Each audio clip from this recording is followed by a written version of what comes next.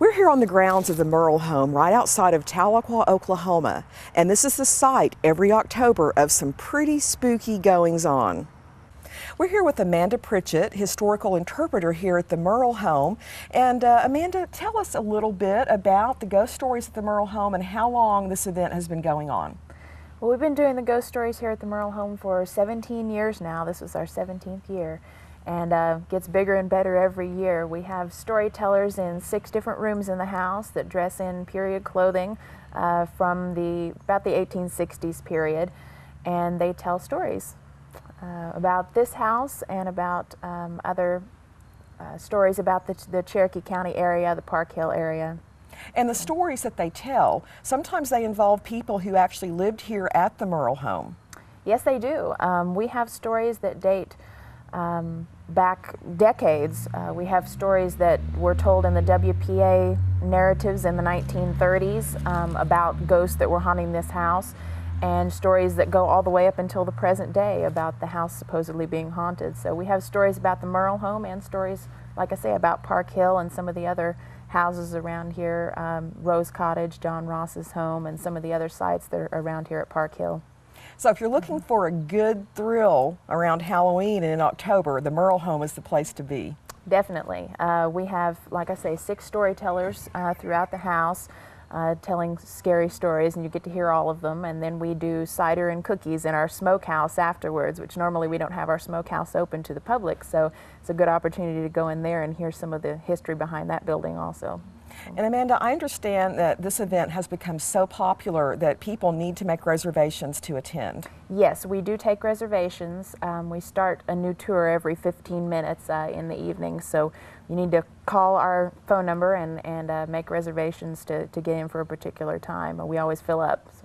And it's always the first full weekend before Halloween. That's right. That's all right. So folks, if you want to come see the Murrell home ghost stories, get a spooky chill, call the Murrell home at 918-456-2751 and talk to Amanda or David, and they'll be happy to fix you up and come see some ghost stories. Thank you. Amanda, thanks very much. Let's go inside the Murrell home now and hear some of these stories that are sure to send a chill up and down your spine. We know all the secrets of Spearfinger.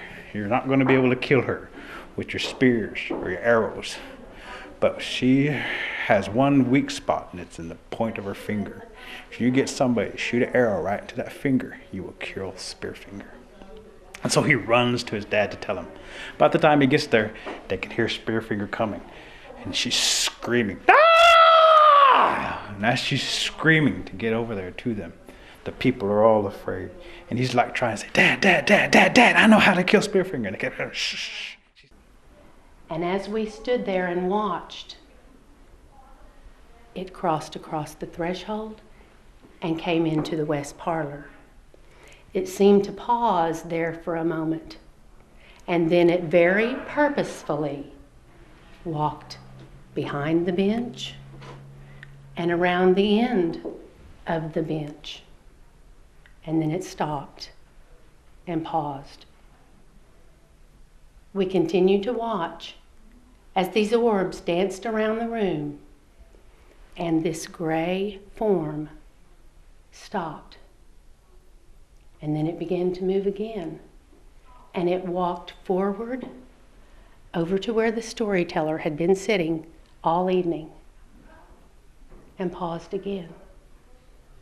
And as we watched, this gray, misty, smoky form continued to make its way across the room until it disappeared off of the camera screen. The men closed all the shutters and the doors on the cabin and gathered everyone in because it was a catamount or a mountain lion who was coming through the woods where the university now is, screaming, possibly because it had smelled the odor of the person who had died. And the little 8-year-old girl never forgot the sound of that mountain lion getting on the roof and scratching and screaming. Presumably, after the mountain lion went away, they continued with the burial. But those were pioneer times. And at that time, Tahlequah had been established as a city since 1839. Not a city, but to grow into a city. And Park Hill had been in existence since 1828, beginning with one cabin. So times were different on the frontier. We hope you've enjoyed this, and it's going to make you want to make plans to come back next year, next October, for the ghost stories at the Murrell home. Be sure and call the Murrell home at 918-456-2751 for more information and for your reservations.